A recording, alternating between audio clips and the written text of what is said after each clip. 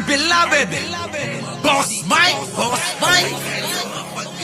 Cervera. Magandang umaga, magandang hapon at magandang gabi sa mandako ng mundo.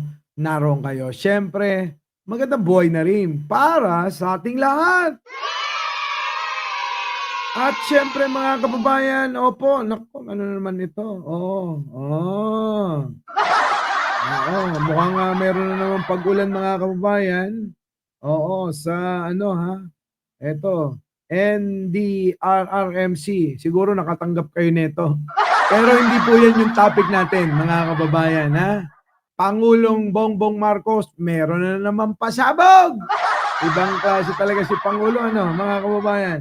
So, eto na, matinding pag-ulan, pagbaha at pagguho ng lupa. Oo, mula, bukas, mga kababayan, 11:25 PM. Oo, gabi, mga kababayan, bukas. Oo, malakas ang ulan daw.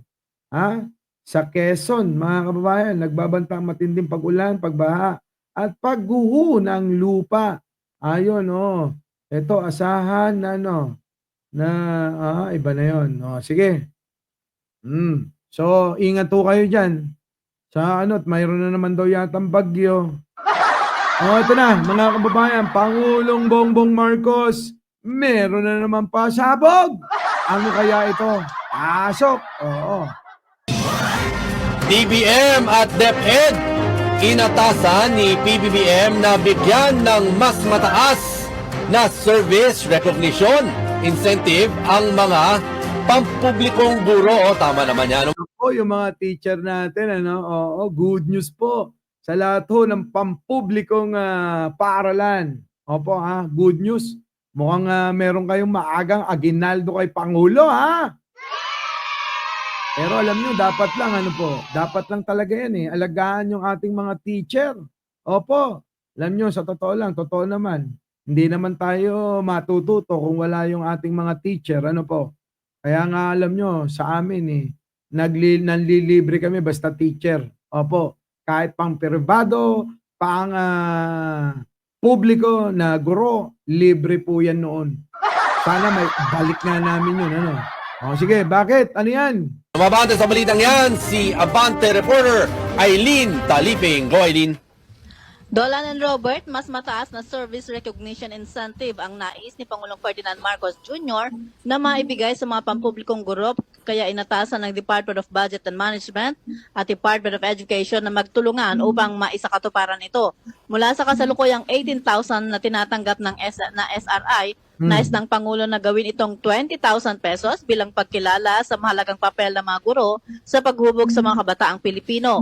Uy, dadagdagan ng 2,000, malaki yun, ha? Sana all. Oo, sana all. Ang SRI ay taunang insentibong ibinibigay sa mga empleyado ng gobyerno bilang pagkilala sa dedikasyon at dekalidad ng serbisyo ng mga ito sa publiko. Mahigit 1 milyong DepEd personnel ang makikinabang sa mas mataas na SRI. Inatasan din ni Pangulong Marcos Jr. ang dalawang ahensya na maghanap ng pondo para maibigay ang increase sa SRI ng mga pampublikong guro. Nagpasalamat naman si DepEd Secretary Sani Anggar sa Pangulo dahil mapapataas nito ang moral ng mga pampublikong guro. Correct, mga kababayan. Tataas talaga moral ng mga guro natin, mga teacher ko. Yung iba, buhay pa kaya? Kasi marami akong mga kababayan Wala na yung mga teacher ko nung high school. Balikan nga natin. Ano ba yan? Ano bang balita? Pasok. Mataas na service recognition Yan po mataas na service recognition para sa mga guro. incentive ang mga pampublikong guro. Tama naman yan. Mabante sa balitang yan. Tama naman talaga yan. Tama talaga. Ako, pabor na pabor ako. 1,000%. Naku, umuulan na nga mga kababayan, kaka-text lang ng ano ba tawag dito? Ng NDRRMC. Mga kababayan, ito na, umuulan na. Yan si Abante reporter Aileen Taliping. Go, Aileen. Dolan and Robert, mas mataas na service recognition incentive ang nais ni Pangulong Ferdinand Marcos Jr.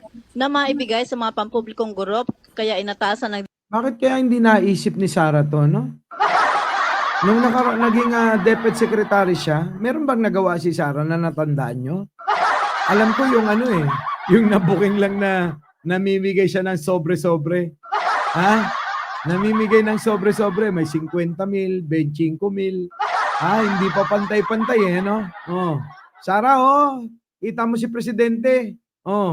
Buti pa 'to si Angara, Tuloy. Department of Budget and Management at Department of Education na magtulungan upang maisakatuparan ito. Nako, ayan na, inatasan na 'tong dalawang itong budget at saka itong DepEd, mga kababayan, abay magsasanib puwersa para maisakatuparan etong proyektong ito para sa mga teacher natin, mga kababayan, yung mga guro natin sa pampublikong eskwelahan. Nako, oo, mapapasana all na lang kami.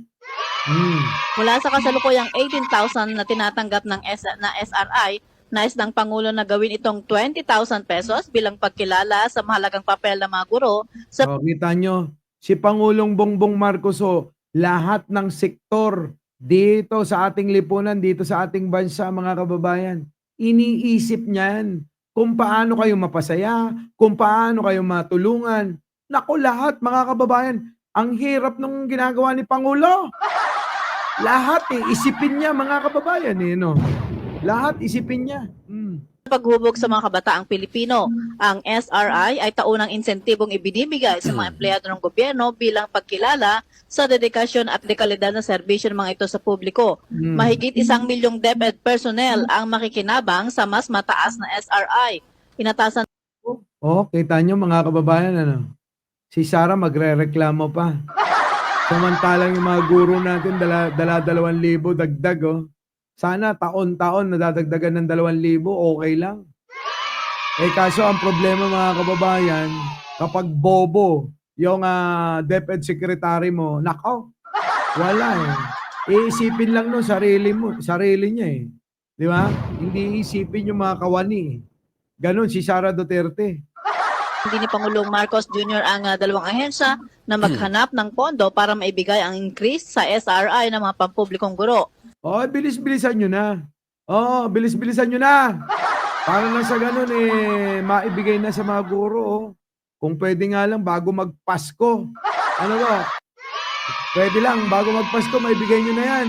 Nang sa ganun naman, Kaya siguro naman, magiging masaya yung mga guro natin na nasa pampublikong eskwelahan. Ano po? Ano masasabi nyo rito, mga kababayan? Sang-ayon ba kayo? Mga teacher natin yan. Dapat din natin pinapabayaan. Muli, ako po ang inyong lingkod, Mike Cervera po. Laging nagsasabing mahalin natin ang ating kapwa.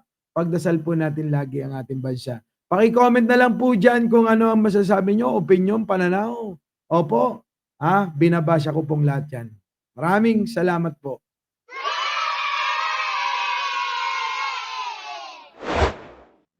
Our beloved Boss Mike Cervera.